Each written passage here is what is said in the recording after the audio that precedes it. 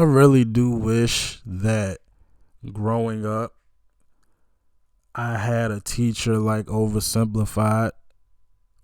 I could probably count on one hand in my I do have my bachelor's degree. So in my what I start, kindergarten through my senior year in college.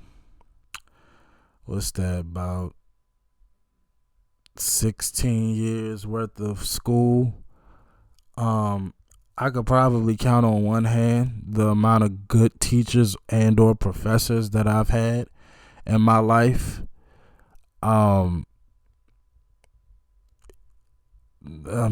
Especially for something like history, you really need somebody engaging and fun and smart, because while I am intrigued by history, it's not for everybody. And so when you have somebody like Oversimplified who really puts a lot of time, effort, and energy into making sure that you are engaged as you learn, is very important. I'm very excited. Today, welcome back to the WB Mob channel. Today we are back with Oversimplified for the part 2 of World War II. I'm really excited, especially after just watching Saving Private Ryan. I don't know why. I'm just like in a little bit of a World War II series right now. Everything I'm reacting to outside of music has been World War II related. I promise you that wasn't on purpose. But we are back. We are here for World War II Oversimplified Part 2. I'm ready to go. So let's go. Let's just go. This video was made possible by Skillshare, an online learning community. Stick around. So what else is happening? Well, when I said Britain was all alone, that wasn't entirely true.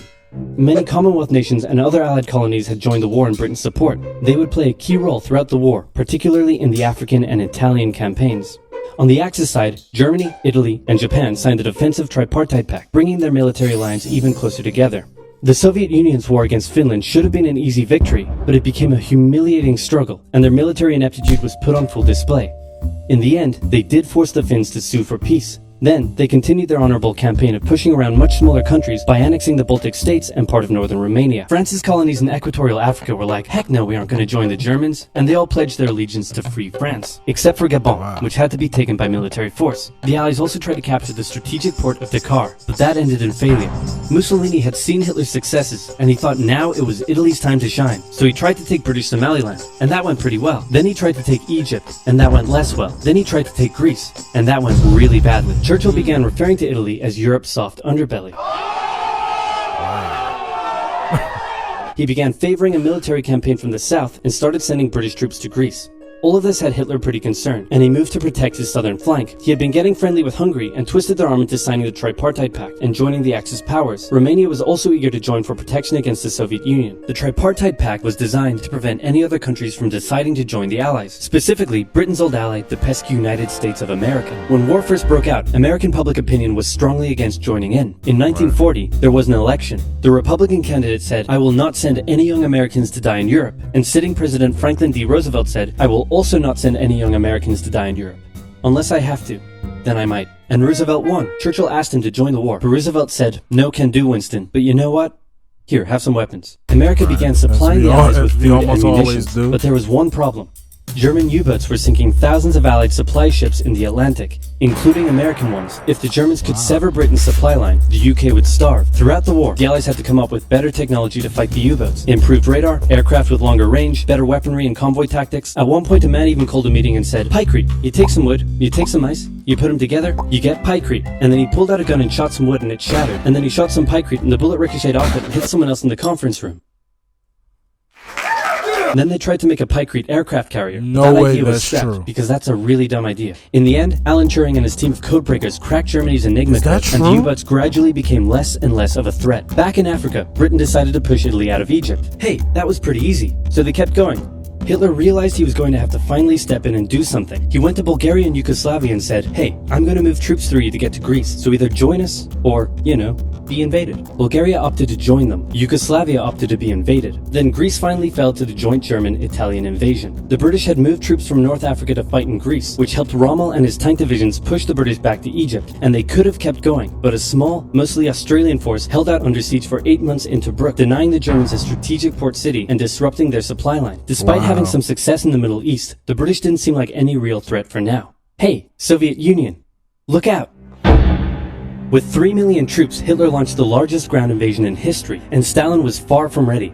Both Churchill and Roosevelt had warned him of an impending attack, but he dug his head in the sand and the Soviets didn't stand a chance. Germany made staggering progress, with huge encircling movements capturing mind-boggling numbers of Russian troops. 250,000 at Bialystok, Minsk, 300,000 at Smolensk, nearly 700,000 at Kiev, and again at Vyazma and Bryansk. Leningrad was put under a siege that would last an insufferable 4 years. The invasion of Russia had been Hitler's main ideological goal from the beginning, and his hatred for the ethnic peoples there was now unleashed in all its fury. The Eastern Front of the Second World War was brutal for all that endured it. The Germans were now inside of Moscow, and that's it. It's all over. But then it happened. It got cold. Stupid cold. Hitler had hoped the Soviets would give up before winter, but they kept fighting. His commanders came to him and said, "Can we please dig in for the winter and wait until spring?" "No, keep going." "But oil is literally freezing inside our vehicles." "That's fine, keep going." "We're having to leave the corpses of our frozen horses by the side of the road so we can still find our way in the snowdrift." "Perfectly normal, keep going." Hitler hadn't given his millions of men winter clothing and supplies, so they thought he really should have won by now. Then, Stalin called in troops from the Siberian front, specially trained to fight in the extreme cold, and the Germans were no match. They were now being pushed back. They had no choice but to dig in and wait for winter to end. Germany's victories were staggering, and Japan was eager not to miss the victory bus. Their war in China had come to a standstill, but they wanted to keep expanding their sphere of influence and getting those sweet, sweet raw materials. They began making plans to expand southward, but there was a problem. Southeast Asia was heavily colonized by America and Great Britain. It was also full of ocean. Ocean meant naval combat, and there was no way the Japanese Navy could stand up to the US and the UK. So they thought, wouldn't it be nice if we could destroy their navies before we begin our conquest? And so it was. On December 7th, 1941, the Japanese launched a surprise air raid on the US Pacific Fleet at Pearl Harbor and inflicted a huge amount of damage. They also attacked British colonies in Southeast Asia. Roosevelt had no choice but to declare war on Japan, and so did Churchill. Hitler then declared war on America, even though he totally didn't have to. The attack on Pearl Harbor seemed like a big Japanese victory, but they didn't attack any of the naval repair yards, fuel storage tanks, or the submarine base, meaning the Pacific Fleet would be up and running again pretty soon. In the meantime, though, the Japanese were able to begin their conquest. They took Guam, the Gilbert Islands, Wake Island, Hong Kong, and the Philippines. They forced Thailand to join them so they could march their troops through to Malaya. They swept through Singapore, North Borneo, the East Indies, New Guinea, the Solomons, and they were now threatening northern Australia and the borders of India. Japan's victory had been as staggering as the Germans, and it reinforced the Japanese idea that this was a divine war which they were destined to win. But their victories had been based on speed, not power, and power would eventually catch up with them. For now, though, in all occupied nations, the people suffered. Persecution, forced labor, harsh punishments for any who spoke out against their occupiers. In Europe, the Nazis were rounding up ethnic minorities and other unwanted groups and individuals. In particular, millions of Jewish people would suffer through the terrible events of the Holocaust. Brave resistance movements rose up in defiance of their invaders, while the people held out for hope. And hope was coming.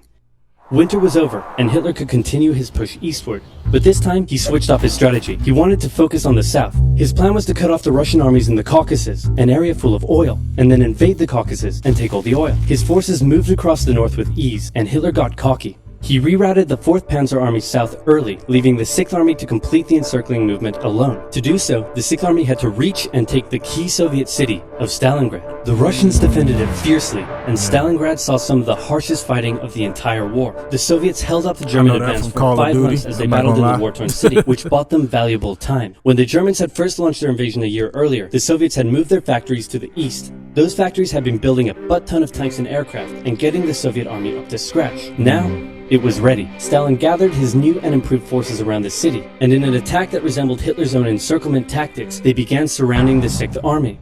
Hitler's commanders came to him and said, "Hey, maybe we should retreat." But Hitler said, "No, you stay." Gotcha. The entire 6th Army was trapped and had to surrender. With complete air superiority, the Soviets started pushing westward. For Stalin, it was a resounding victory. For Hitler, an absolute catastrophe. Things also weren't looking too good for Hitler elsewhere. With America now in the war, Allied bombing over German cities reached devastating levels. In Africa, the British had pushed Rommel back again. Then they were pushed back again, and finally, after a decisive battle at El Alamein, and with American and British troops arriving in the west, the Germans and Italians were squeezed out of Africa. Japan was also already seeing its rapid success being turned around. They attempted to take the island of Midway, but the US Navy was ready for the attack, and they sank Japan's carrier.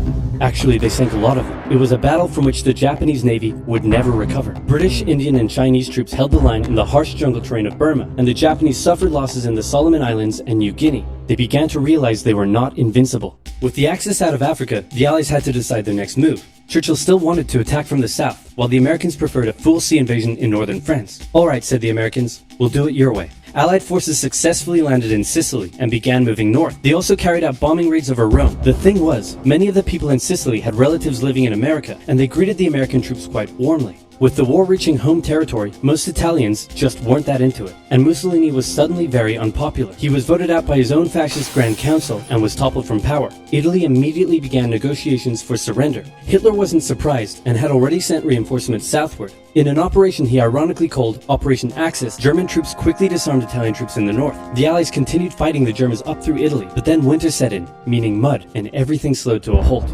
Alright, said the Americans, let's do it our way as well. Germany had made itself a lot of enemies, and millions of Allied troops had been gathering in England as factories worked around the clock producing the war material needed for a super crazy massive the likes of which the world has never seen before invasion of Europe. The Germans knew an Allied invasion would come, but they didn't know where it would land. Thanks to Allied deception tactics, they thought there was a pretty good chance it would come at Calais, but the Allies were really going to land in Normandy because it was less fortified and the beaches were nicer. Under the careful planning of General Dwight D. Eisenhower, the invasion that had been long in the making was just about ready to go. Just one thing was preventing the launch: the British weather. For a short while, everyone sat around waiting for a decent day, and then it came. On the night of June 5th, over 1,000 bombers took off and raided coastline defenses, while paratroopers were dropped inland in a bit of a chaotic operation, tasked with sabotaging defenses and capturing key bridges to stop any German reinforcements from reaching the beaches. Early the next morning, the barrage came, as Allied ships fired a huge number of shells at the German fortifications. Real quick. So this obviously is, the part that Saving Private Ryan would be in. So, and he just mentioned the bombings, that everything that preceded the actual landings, the paratroopers, all of that.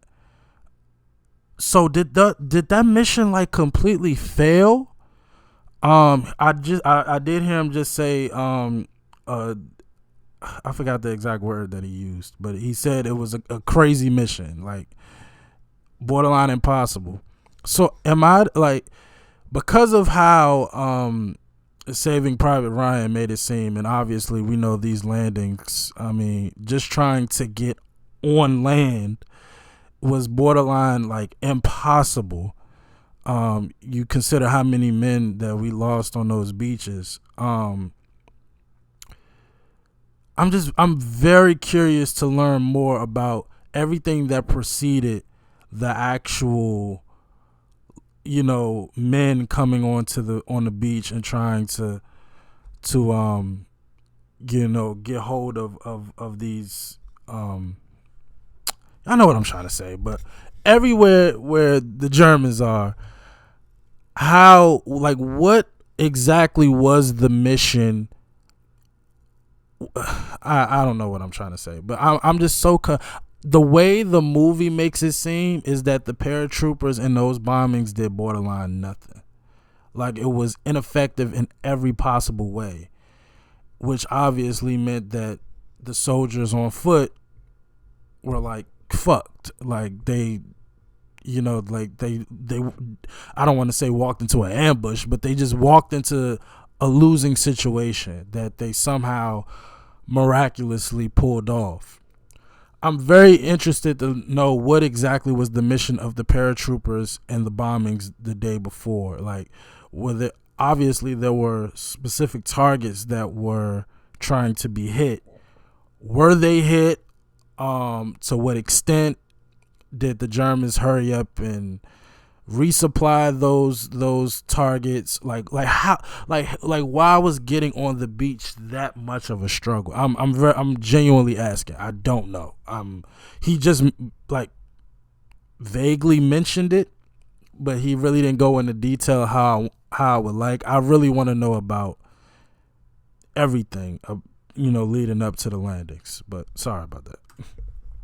And then, the landings. The Americans at Utah and Omaha, the British at Golden Sword, and the Canadians at Juneau. It was a tremendous struggle with a great loss of life, particularly at Omaha. But the Allied troops captured the beaches, and the landings were a success. Then they began their movements inland. They took the port of Cherbourg and the city of Caen. The Americans moved south to capture Brittany. Then, in a massive disaster for the Germans, British and Canadian troops from the north and Americans from the south trapped the German 7th Army in a near wipeout encircling movement. In August, Allied troops landed in the south of France to little resistance. On one beach, all they found was a Frenchman handing out champagne. Paris was liberated, and the Germans were pushed out of France as the Allies entered Belgium. Is that true? In the Far East, the Allies started to push the Japanese out of Burma, as the Americans launched a two-pronged offensive in the Pacific. In the south, General MacArthur led the push to liberate the Philippines, while General Nimitz oversaw the brutal island-hopping campaign. American forces had to make hard-fought landing after hard-fought landing on fiercely defended small islands as they moved steadily towards the Japanese mainland. The Japanese believed that the greatest thing a person could do was to die in battle, and the most dishonorable act was to surrender. As a result, they fought ferociously to the very end. And the closer the Americans got to the mainland, the more ferocious the resistance became. In February 1945, the Americans captured the island of Iwo Jima, and an intense firebombing campaign of Japan's wooden cities began. The Allies suffered some setbacks trying to liberate the Netherlands, but they were making progress and were now threatening the industrial heartland of Germany. Hitler's health, both mentally and physically, was rapidly deteriorating. Things were looking bad, and he was desperate. He said, "We need to turn this thing around, and I have just the trick. Remember a few years back when we blitzkrieged through the Ardennes and trapped the Allied forces in Belgium? Well, I'm going to do the exact same thing. Again." He gathered his forces and tried to pound them through the Ardennes. He used up the remainder of Germany's strength and resources, and he managed to create quite a nice bulge. He also trapped some American forces in the Belgian town of Bastogne. The Germans sent the trapped Americans a message saying surrender or be annihilated. When it was read out to the commanding officer, he said, "They want to surrender? No, sir, they want us to surrender."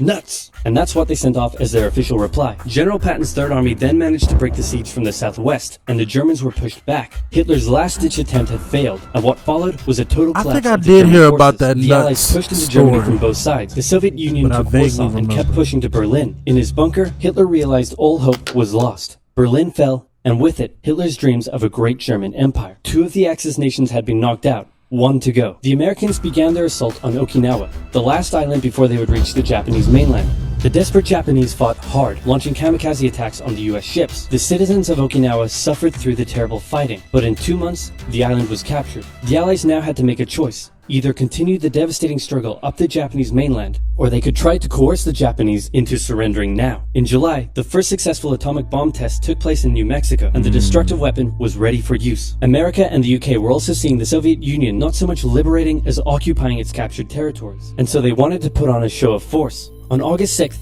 the A-bomb fell on Hiroshima. Then, on the 9th, Nagasaki. The cities were reduced to rubble, and for the people living there, it was a terrible fate. But for the Allies, it achieved their main aim. In September, the Emperor announced Japan's surrender, saying the war situation has developed not necessarily to Japan's advantage. After 6 years, war was finally over. The Allies occupied Japan for 8 years. The Emperor was allowed to keep his position, but General MacArthur made sure this picture was printed in the Japanese press to display to the Japanese people that their Emperor was not the divine, powerful being they had believed. Germany was divided between America, the UK, France, and the Soviet Union. In 1949, the Allied sectors were united into West Germany. The Second World War had been more terrible and destructive than the first.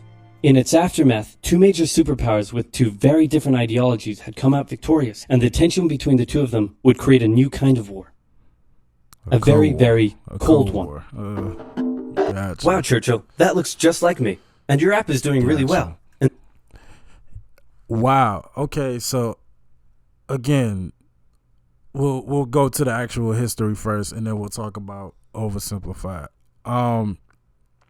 Again, I'm very interested to know about the paratroop mission and the bombings. Like, again, I'm 1,000,000% sure that their objective was to hit certain targets. Were those targets hit? Were we accomplished in either of those missions? I mean, were we successful in either of those missions? Because, like I said, the desperate attempt that film and a lot of documentaries make the landing scene like it seemed as though we just were just trying to get on the beach the best we could and wish for the best. Like you wouldn't have think anything preceded that mission. I'm very interested to know, and I would just assume that it was a big failure because again, like the way everything, though, even the way that Oversimplified acknowledged it, like it was just so quick and to the point. It was like, okay, like was it successful? Was it not successful? Like, so I would assume that it was a big failure. That's just what I am to assume based off of how little we hear about that everything that preceded the landing. So, but I would really love to know more about everything that preceded the landing. So if you know where I could watch something on that, please let me know. Another thing that's so pivotal in just about any war, like you could take it away from World War II, the lack of or at some point every leader gets big headed and like they completely disregard the people that they have in charge of these certain, like you have commanding officers who are telling you this is what's happening. This is what's happening. They're out there in the field. They're dealing with this stuff and they're telling you what happened. No, keep going. No, do this. No. It's like, and of course they come to you for the final say so and to get your perspective on it. But to just completely disregard your commanding officers when they're trying to tell you what's happening is like, that's just suicide 101. And then it was another point that really stood out to me. I like so much of war is the enemy of my enemy is my friend. Like how he explained, how we ended up, fighting Germany, and that, it was mainly because of what Japan did. We declared war on Japan, and therefore Germany, it's just so much of war is like, who are you associated with? You with us? No? Okay, well then we about to come to you. So I like it. It's sad, but it's such a reality, and it's something that, and I know I'm completely off topic now, but that's something that I definitely apply in my personal life. Like when I know you got a lot of drama and a lot of people don't like you, I don't know why. I just tend not to be around people like that because it brings so much bullshit and drama into your life. So I just find that very interesting that so much about war is that, like, the enemy of my enemy is my friend. Like, that's just, I find that very interesting. And then to there was one more point that I wanted to make.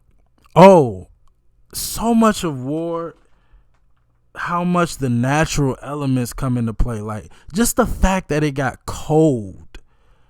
I mean, it may not seem like that much of a difference, but the fact that you have one side that, like, they live in the cold. Like Russia is the epitome of cold, and they're prepared and they're ready for it. They're ready to fight through it, and one side is not. How drastic of a difference that could make. I found that very interesting. So I guess this is kind of like me, like if I was in class right now and the teacher just told me to summarize what I just read or what I just learned, those are kind of like the takeaways. But and to oversimplify, I mean, again, I said it in the first part, his editing, his sense of humor, his how he involves memes and like certain little jokes. Now sometimes after that, what was it? What was the war called? Where everybody was just sitting around? I already forgot, but it was in part 1. The part where he said everybody was literally just sitting around, not doing anything. I forgot the name. what was the name that he called it? I'm trying to look at my recent